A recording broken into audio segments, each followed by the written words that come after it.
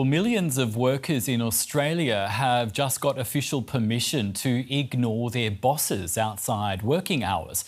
The so-called right to disconnect means staff at large and medium-sized companies can refuse to respond if their employers contact them after hours.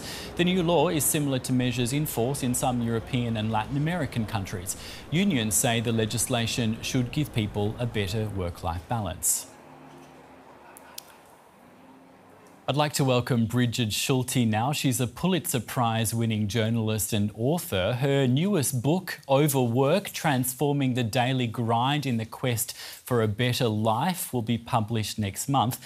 Welcome to you, Brigid. Now, Australians have the so-called right to disconnect now. Other countries have similar laws. Look, are these laws really needed? Can't we all just learn to set some better boundaries between work and home?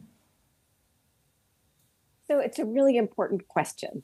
Why are these laws being passed? And I think what we have to look at is there's a real crisis in the workplace. There are long hours, particularly in the United States, for many workers who work, knowledge workers, desk workers. The day never ends. And so do you leave it up to organizations? Do you set a public policy that kind of creates the culture where work-life balance is something that is promoted and respected? What we're really talking about is protecting people's private time.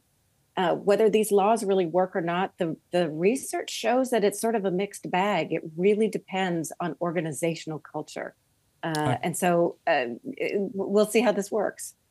I want to put some of the criticisms of the laws to you, that they're difficult to enforce, that they're confusing and that they can actually harm productivity. This is some of the arguments from industry, of course. What's your response to that?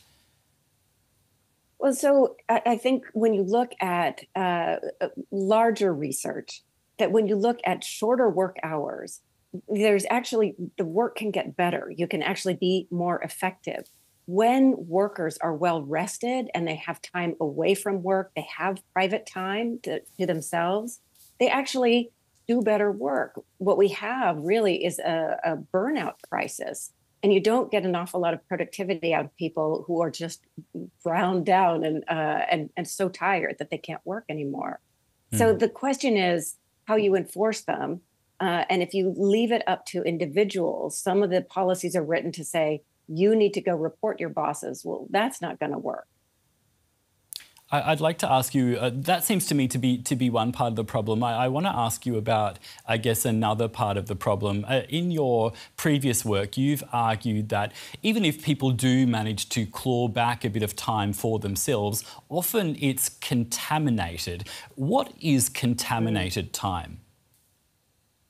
Yeah, so, when you think about experiencing leisure or feeling really refreshed, it usually requires you to be fully present in the moment. And oftentimes in our modern life, we have smartphones and distractions and, all sorts of stuff going on in our minds, just racing all of the time. And that becomes a contaminated time. You could be in an activity that looks like play or leisure or fun, but if your mind is racing and you're thinking about an email that you have to send or you're worrying about something, then that's contaminated. You're not really being able to be fully present in the moment. You were talking about, I guess, advances in technology and smartphones. They've made us kind of accessible 24/7. Are they a blessing or a curse, smartphones? Yeah, they're both, aren't they? They enable us to do so much more than we've ever been able to do before. You literally have a supercomputer in your pocket. That's amazing. But at the same time, they're very addictive.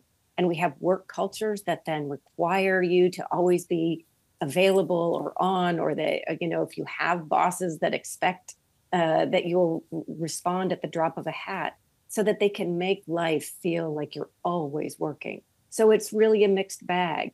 And the answer really is having really good organizational cultures and policies that understand what good, effective work is, what the output and, the performance that you're going after, and also recognizing that human beings are not robots and that you need time off. You need to protect your private time that will make your life better, but will also make work better. Really fascinating to hear your insights today, Brigid. That was Brigid Schulte, an author and journalist. Thank you so much. Thank you for having me.